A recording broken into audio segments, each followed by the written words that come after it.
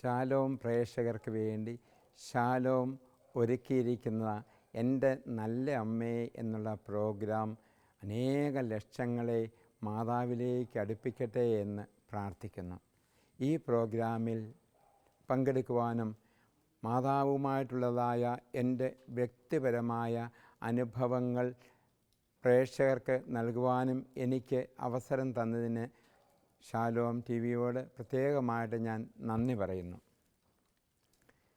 Kanjirappally cent Dominic's ദേവാലയമാണ് എൻ്റെ ഇടവക ദേവാലയമെങ്കിലും ആ ദേവാലയത്തിനോട് ചേർന്നുള്ള പരിശുദ്ധ മാതാവിൻ്റെ നാമധേയത്തിലുള്ള അക്കരപ്പള്ളി എന്ന ദേവാലയവുമായിട്ട് ചെറുപ്പം മുതലേ വലിയ ഒരു ബന്ധമുണ്ട്.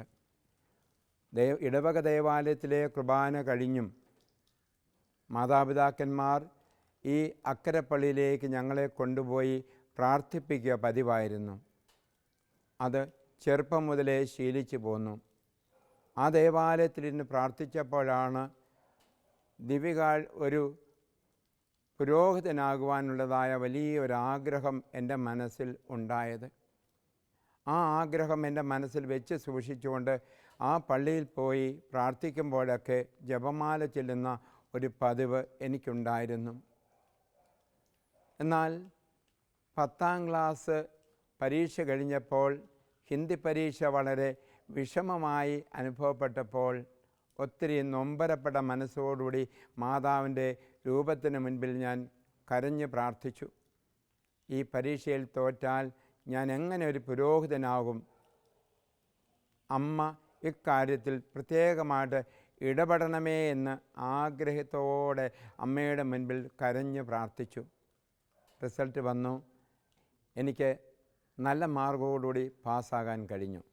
ദൈവത്തിന് ഞാൻ നന്ദി പറഞ്ഞു. പ്രത്യേകിച്ച് അമ്മയുടെ മുൻപിൽ പ്രാർത്ഥിച്ചു. റിസൾട്ടെല്ലാം കഴിഞ്ഞ് സെമിനാരിയിലേക്ക് പോകുവാൻ സമയമായപ്പോൾ എൻ്റെ പെട്ടി ഞാൻ ഒരുക്കി വെച്ചു.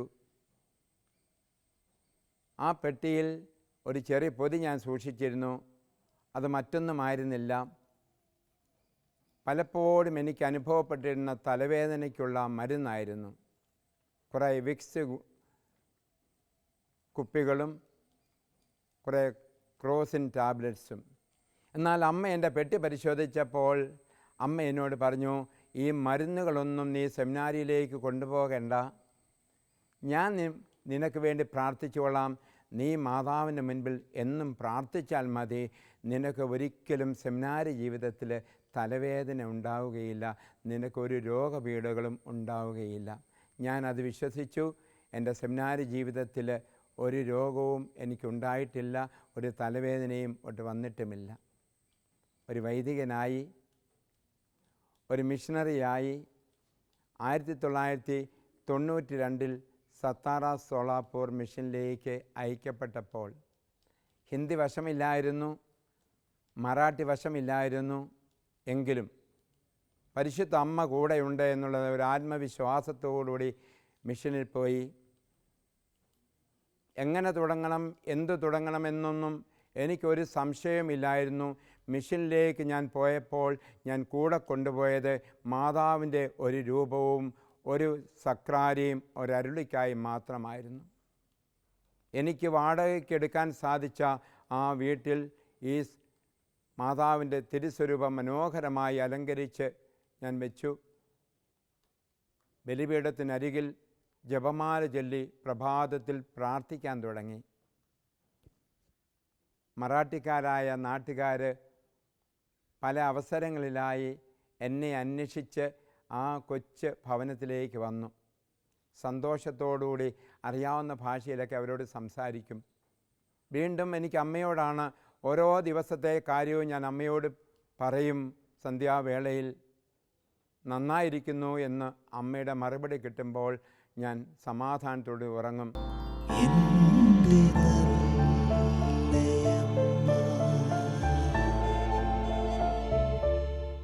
ഒരിക്കൽ ഞാൻ സാദേപൂർ എന്ന ഗ്രാമത്തിലേക്ക് പോയപ്പോൾ അവിടെ ഒരു സ്വാമി ബഡദാപൂരിനെ പരിചയപ്പെട്ടു. അദ്ദേഹം എന്നോടൊപ്പം ഗ്രാമങ്ങളിലേക്ക് പോരുവാനും പലരെയും പരിചയപ്പെടുത്തി തരാമെന്നുമൊക്കെ പറഞ്ഞു. സന്തോഷം തോന്നി.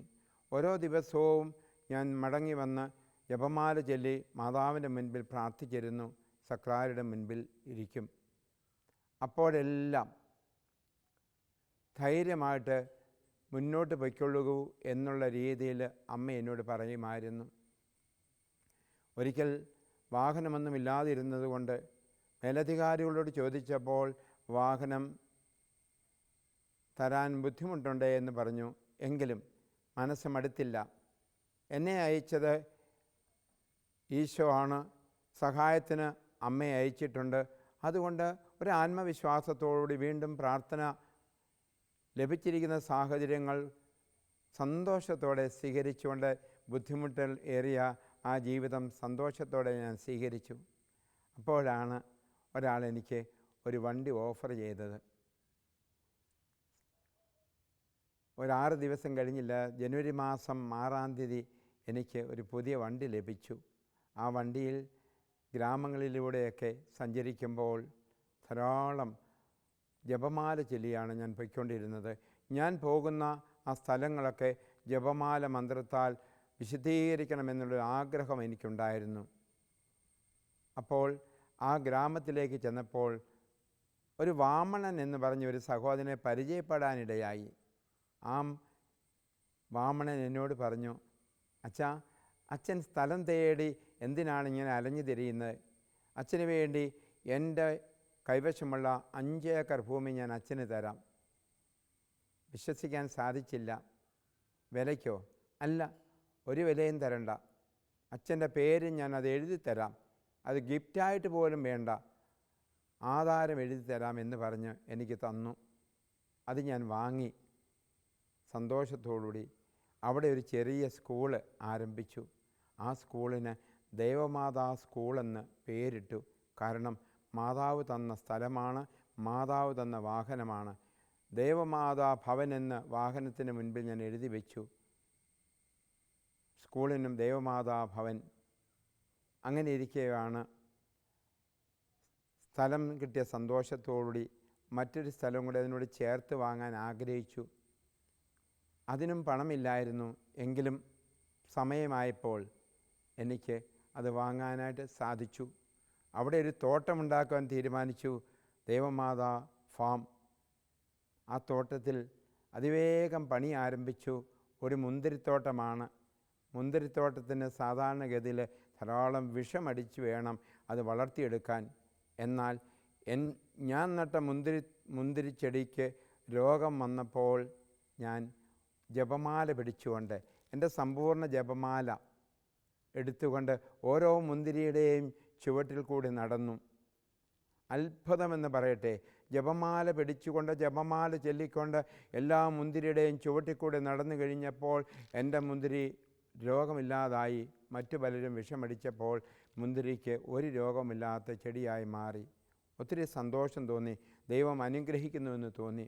2 വർഷം പൂർത്തിയായപ്പോൾ ആ മുന്തിരിച്ചെടിയിൽ നിന്നും ഏതാണ്ട് 50 ടൺ മുന്തിരിങ്ങ പറിക്കാൻ സാധിച്ചു. ഇത് അത്ഭുതം തോന്നി ആ നാട്ടുകാർക്ക് പോലും. ഇത്രയധികം വിളവ് ഈ ചെറിയ തോട്ടത്തിൽ നിന്ന് ഉണ്ടായതിൽ. അതും അമ്മ തന്ന. കാരണം അവിടെ പഠിപ്പിക്കുന്ന കുട്ടികൾക്ക് ഫീസ് നമ്മൾ വാങ്ങിക്കുന്നില്ലായിരുന്നു.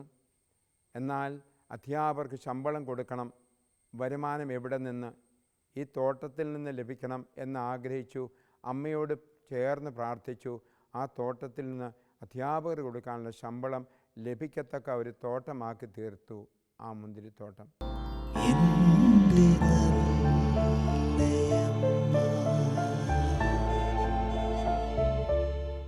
എൻ്റെ നല്ല അമ്മ എൻ്റെ പൗരോഹിത്യ ജീവിതത്തിൽ വലിയ അപകടങ്ങളിൽ നിന്ന് എന്നെ കാത്തു പരിപാലിച്ചിട്ടുണ്ട്.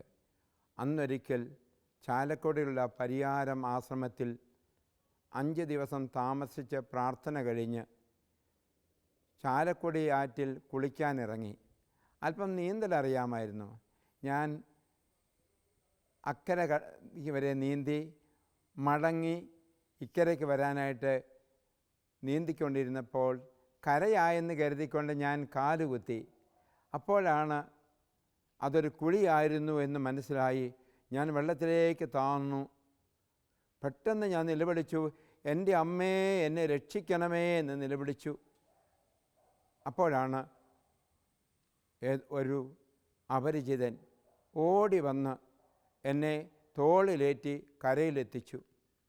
അത് സത്യമായും പരിശുദ്ധ അമ്മയാണ് ആളയച്ചത് എന്ന് ഞാൻ വിശ്വസിക്കുന്നു. കാരണം തോട്ടിലേക്ക് ഇറങ്ങുമ്പോഴും കുളിക്കുന്ന സമയത്തുമെങ്ങും അവിടെയെങ്ങും ഒരു മനുഷ്യൻ പോലും ഇല്ലായിരുന്നു. അത് ദൈവം അയച്ച, മാതാവ് അയച്ച ഒരു മനുഷ്യനായിരുന്നു എന്ന് ഞാൻ ഉറച്ച് വിശ്വസിക്കുന്നു. ദൈവത്തിന് സ്തുതിയായിരിക്കട്ടെ. പിന്നീട് ഒരിക്കൽ മേരിമാതാ സ്കൂളിൽ മസ്വാഡ് എന്ന സ്റ്റേഷനിൽ പ്രഭാതത്തിൽ അതിരാവിലെ ഉണർന്ന് 4 മണിക്ക് സമ്പൂർണ്ണ ജപമാലയെല്ലാം ചൊല്ലി ഞാൻ സോളാപൂരിലേക്ക് ജീപ്പിൽ യാത്ര ചെയ്യുകയായിരുന്നു. അപ്പോൾ എന്നോടൊപ്പം ഉണ്ടായിരുന്ന കൊച്ചച്ഛൻ എന്നോട് ചോദിച്ചു, അച്ഛാ, ഞാൻ ഡ്രൈവിംഗ് പഠിച്ചതാണ്, വണ്ടി ഓടിക്കാൻ എനിക്കൂടെ ഒരവസരം തരുമോ? ഞാൻ സന്തോഷത്തോടുകൂടി ആ ജോസ് എന്ന് പറഞ്ഞ കൊച്ചച്ഛൻ്റെ കയ്യിലേക്ക് വണ്ടി കൊടുത്തു. ഞാൻ മറു സീറ്റിലിരുന്നു. വണ്ടി ഓടിച്ചുകൊണ്ട് പോകുമ്പോൾ അല്പം വഴി തെറ്റി. അച്ഛാ, വഴി തെറ്റി, ഇടതുവശത്തെ വഴിയിലൂടെ പോകണമെന്ന് ഞാൻ പറഞ്ഞു. അച്ഛൻ ബ്രേക്ക് ചവിട്ടുന്നതിന് പകരം ആക്സിലേറ്റർ ചവിട്ടി വണ്ടി പെട്ടെന്ന് സ്പീഡ് എടുത്തു. അപ്പോൾ ഞാൻ എൻ്റെ അമ്മേ എന്ന് നിലവിളിച്ചു. വണ്ടി മുന്നോട്ട് പോകുന്നത് നേരെ ഒരു കുളത്തിലേക്കാണ്. കുളം നിറയെ വെള്ളം. ദൈവത്തെ വിളിച്ചു, എൻ്റെ അമ്മേ, എൻ്റെ ആശ്രമേ എന്ന് വിളിച്ചു. വണ്ടിയുടെ ഒരു ടയർ ഒരു കല്ലിൻ്റെ മുകളിൽ പെട്ടെന്ന് കയറി വണ്ടി വലത്തേക്ക് ചെരിഞ്ഞു. വണ്ടിയുടെ വലതുവശത്തെ ഡോറ് നിലത്ത് കുത്തി അത് പതുക്കെ ചെരിഞ്ഞിരുന്നു. ഞങ്ങൾക്ക് 2 പേർക്കും യാതൊരു പരുക്കും ഉണ്ടായിരുന്നില്ല. അത്ഭുതകരമായി അപകടത്തിൽ നിന്ന് ആ കല്ല് അവിടെ ഇല്ലായിരുന്നുവെങ്കിൽ ആ വലിയ 40 അടി വെള്ളമുള്ള ആ കുളത്തിൽ ചെന്ന് വണ്ടിയോടെ വീഴുമായിരുന്നു. എങ്കിൽ ഇന്ന് ഞാനിവിടെ ഉണ്ടാകുമായിരുന്നില്ല.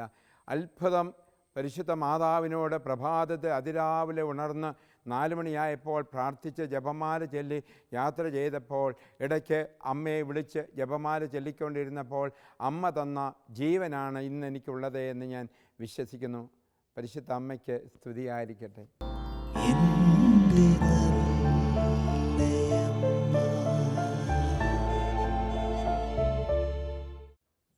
2005 ഒക്ടോബർ മാസത്തിലാണ് മല്ലപ്പള്ളി എന്ന ഈ കൊച്ചു ഗ്രാമത്തിൽ ഞാൻ എത്തിയത്.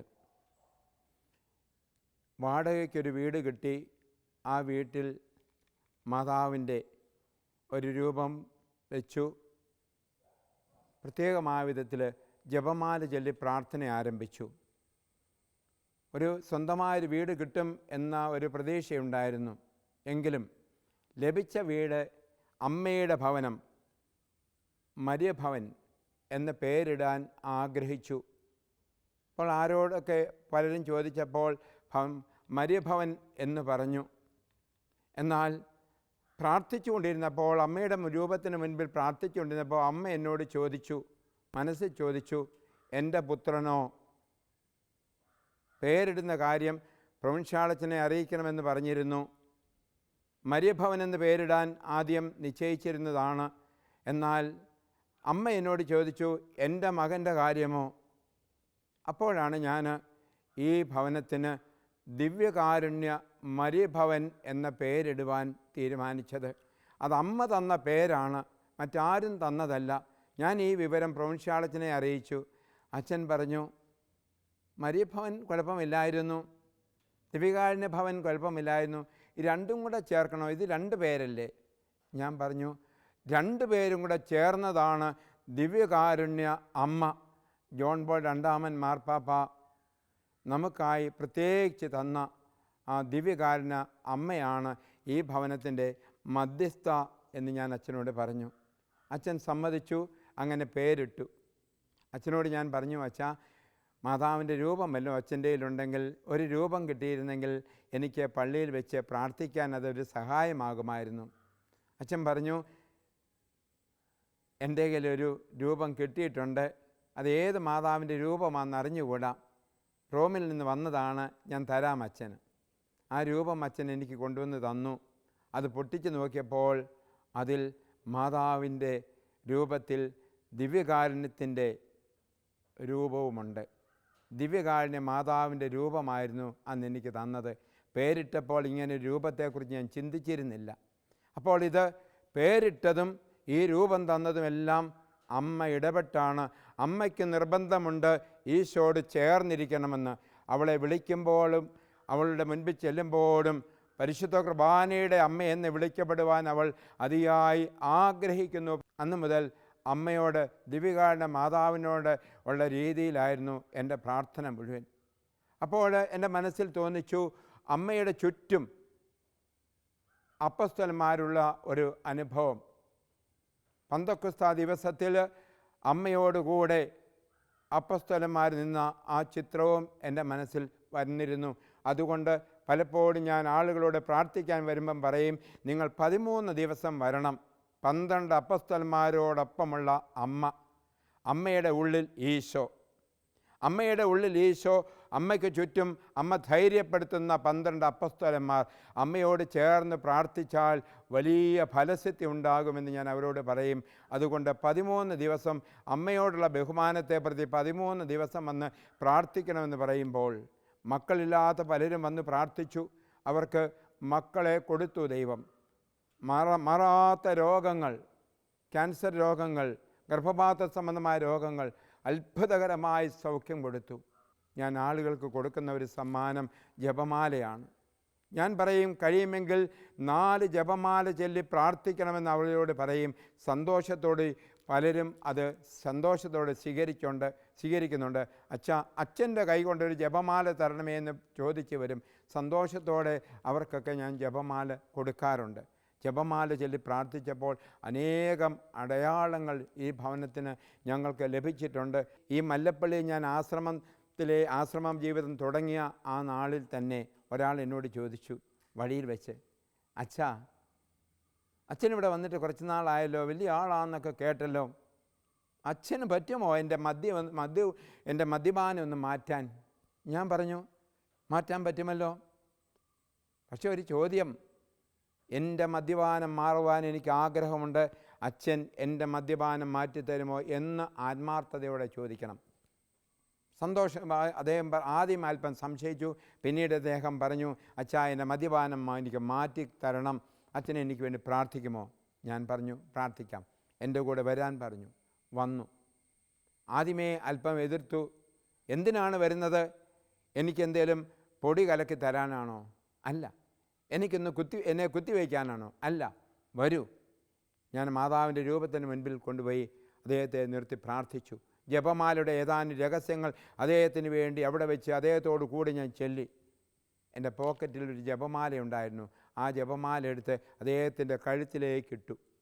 എന്നിട്ട് 2 കവളത്തും ഉമ്മ വെച്ചുകൊണ്ട് ഞാൻ പറഞ്ഞു, തോമാച്ചൻ ഇനി കുടിക്കരുത്. ആ മനുഷ്യൻ പിന്നീട് കുടിച്ചിട്ടില്ല. ആ മനുഷ്യനാണ് എനിക്ക് ഈ ആശ്രമത്തിൻ്റെ ഷീറ്റെല്ലാം ഇട്ട് തന്ന് സഹായിച്ചത്. ആ മദ്യപാനത്തിൽ നിന്ന് പരിപൂർണമായിട്ടും മോചനം പ്രാപിച്ചു അന്ന് തോമാച്ചൻ.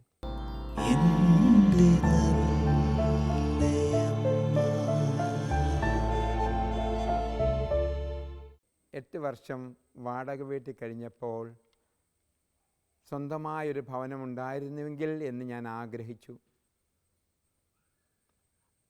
വാടക വീടിൻ്റെ ഉടമസ്ഥനോട് ഞാൻ ചോദിച്ചു, ഈ വീട് വിലയ്ക്കാണെങ്കിലും തരുമോ? ന്യായമായ വില തരാം. അദ്ദേഹം പറഞ്ഞു, ഇല്ല, അച്ഛൻ എത്ര നാൾ വേണമെങ്കിലും ഈ ഭവനം ഉപയോഗിച്ചു കൊള്ളുക, ഈ വീട് വിൽക്കുകയില്ല. അപ്പോൾ ഞാൻ ഈശോയോട് ചോദിച്ചു, അമ്മയോട് ചോദിച്ചു, സ്വന്തമായൊരു ഭവനം, ദിവ്യകാരുണ്യ മരിയഭവൻ എന്ന ബോർഡ് വെച്ച്, ദിവ്യകാരുണ്യ മരിയഭവൻ എന്ന ബോർഡ് വെച്ച് ഒരു ഭവനം ഉണ്ടായിരുന്നുവെങ്കിൽ അമ്മ സഹായിക്കില്ലേ? പ്രാർത്ഥിച്ചു. സ്ഥലം അന്വേഷിക്കാൻ തീരുമാനിച്ചു. വീട് കിട്ടുകയില്ല എന്നറിഞ്ഞ ദിവസം തന്നെ സ്ഥലം അന്വേഷിച്ചു. അങ്ങനെ ഒരു സ്ഥലം കണ്ടെത്തി. ആ സ്ഥലമാണ് ഇപ്പോൾ നാം ആയിരിക്കുന്ന ഈ ഭവനം. ഞാനൊരു സ്വല്പം ഇത് വിൽക്കുന്നതാണെന്ന് അറിഞ്ഞുകൊണ്ട് അദ്ദേഹത്തോട് വിലയുടെ കാര്യം ചോദിച്ചു. 1,00,000 രൂപ. 1,00,000 രൂപ, 3.5 ഏക്കർ സ്ഥലം, 3.5 കോടി രൂപ. അസാധ്യം. ഞാൻ ദൈവത്തോട് പ്രാർത്ഥിച്ചു. പരിശുദ്ധ അമ്മയുടെ മുൻപിൽ വീണ്ടും ജപമാല ചൊല്ലി വാങ്ങുവാൻ കണ്ട ഭൂമിയിൽ വന്ന് നിരന്തരം ജപമാല ചൊല്ലുന്നു. ഈ സ്ഥലം കാണാൻ എന്ന വിധത്തിൽ ഇവിടെ വരും. ഈ സ്ഥലത്ത് വന്ന് നിന്ന് ഞാൻ ജപമാല ചൊല്ലി പ്രാർത്ഥിച്ചു. പിന്നീട് എൻ്റെ വില ഞാൻ അദ്ദേഹത്തോട് പറഞ്ഞു, 50,000 രൂപ. അദ്ദേഹം ഒന്നും പറഞ്ഞില്ല. ഒരാഴ്ച കഴിഞ്ഞപ്പോൾ ആൾ വിട്ട് പറഞ്ഞു, അച്ഛൻ പറഞ്ഞ വിലയ്ക്ക് ഈ സ്ഥലം തരാം. 75,000 തരാമെന്നോ 65,000 തരാമെന്നോ ഒന്നുമല്ല പറഞ്ഞ്, ഞാൻ പറഞ്ഞ വിലയ്ക്ക്. ഇതിനു മുൻപ് ഈ സ്ഥലത്തിന് 75,000 രൂപ വില പറഞ്ഞതായിരുന്നു. അന്ന് അദ്ദേഹം കൊടുത്തില്ല. വില കുറഞ്ഞിട്ടല്ല. അദ്ദേഹം എന്നോട് പറയുകയാണ്, അച്ഛൻ ഈ സ്ഥലത്തിന് വില പറഞ്ഞപ്പോൾ മറ്റൊരു വില പറയാൻ എനിക്ക് തോന്നിയില്ല. എൻ്റെ മനസ്സിന് അച്ഛന് കൊടുക്കണമെന്ന് മാത്രം. അച്ഛൻ ഈ സ്ഥലം കൊടുക്കണമെന്നല്ലാതെ അച്ഛനോട് ഒരു മറ്റൊരു വില പറയാനായിട്ട് എൻ്റെ മനസ്സിൽ തോന്നിച്ചില്ല. എന്താണെന്നറിയില്ല. എനിക്ക് അച്ഛൻ ഈ വില കുറച്ച് ഭൂമി തന്നതിൽ ഒരു സങ്കടവുമില്ല. എനിക്ക് സന്തോഷമേ ഉള്ളൂ. അച്ഛൻ ഇവിടെ വന്നതിൽ ഒത്തിരി സന്തോഷമാണ്. ഈ ദേശത്തിൻ്റെ അനുഗ്രഹമാണ് ദിവ്യകാരുണ്യ മരിയഭവനെന്ന് അദ്ദേഹം എന്നോട് പറഞ്ഞു.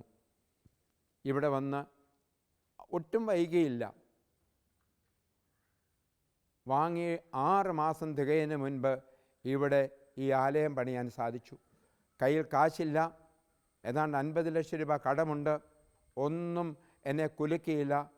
6 മാസം കഴിയുമ്പോൾ ഇവിടെ ശുശ്രൂഷ ആരംഭിക്കണമെന്ന് തീരുമാനിച്ചു. സ്തോത്രക്കാഴ്ച ഇടണമെന്ന് ആരോടും പറഞ്ഞില്ല. മറിച്ച് ഈ ഒരു തീരുമാനത്തിൽ അമ്മയ്ക്കരികിൽ പോയിരുന്ന് ജപമാല ചൊല്ലി അമ്മയുടെ ഭവനം ഇവിടെ നിന്ന് സ്വന്തമായൊരു ഭവനത്തിലേക്ക് മാറ്റേണ്ടേ? അമ്മ സഹായിക്കുകയില്ലേ? സഹായിക്കാൻ ആളുകൾ വന്നു, സന്നദ്ധതയോടുകൂടി വന്നു. ഇവിടെ ഈ ആലയം തീർത്തു. എൻ്റെ നല്ല അമ്മ എന്ന പ്രോഗ്രാമിന് പ്രേക്ഷകരായിട്ടുള്ള എല്ലാവരോടും എനിക്കൊരു വാക്ക് പറയാനുണ്ട്. പരിശുദ്ധ അമ്മയുടെ മധ്യസ്ഥതയിലൂടെ പ്രാർത്ഥിക്കുന്ന സകലരും ഒരു പ്രതിസന്ധിയെയും അഭിമുഖീകരിക്കേണ്ടി വരികയില്ല. എല്ലാ പ്രതിസന്ധികളെയും നേരിടുവാനും വിജയം കൈവരിക്കുവാനുമുള്ളതായ പ്രത്യേകമായൊരു കൃപ അമ്മയുടെ മധ്യസ്ഥതയിലൂടെ അമ്മ നൽകുന്നു. എൻ്റെ ജീവിതത്തിൽ ഉടനീളം എനിക്ക് അനുഭവപ്പെട്ടതാണ്. പ്രതിസന്ധികളുണ്ടായപ്പോഴെല്ലാം അമ്മയുടെ മുൻപിൽ ഞാൻ കരം കൂപ്പി പ്രാർത്ഥിച്ചു. പ്രത്യേകിച്ച് ജപമാല ചൊല്ലി, മടുപ്പില്ലാതെ ജപമാല ചൊല്ലി പ്രാർത്ഥിച്ചപ്പോഴെല്ലാം എൻ്റെ പ്രതിസന്ധികളെല്ലാം അസ്തമിച്ചു. ആയിരങ്ങൾക്കും ഈ ഒരു അനുഭവം കിട്ടട്ടെ എന്ന് അതാണ് എൻ്റെ പ്രാർത്ഥന. എല്ലാവർക്കും മരിയഭക്തിയിലൂടെ, ജപമാല ഭക്തിയിലൂടെ അനുഗ്രഹങ്ങൾ, എണ്ണമറ്റ അനുഗ്രഹങ്ങൾ ലഭിക്കട്ടെ എന്ന് പ്രാർത്ഥിക്കുകയും ചെയ്യുന്നു. എല്ലാവരോടും എനിക്ക് ഇത് മാത്രമാണ് പറയാനുള്ളത്. മരിയഭക്തി ഈശോയിലേക്ക്, ദിവ്യകാരുണ്യ യേശുവിലേക്ക് നമ്മളെ കൊണ്ടെത്തിക്കും, രക്ഷകനിലേക്ക് നമ്മളെ കൊണ്ടെത്തിക്കും. എല്ലാവരും രക്ഷിതൻ്റെ രക്ഷാകര പ്രവർത്തനത്തിന് പാത്രമാവുകയും ചെയ്യും.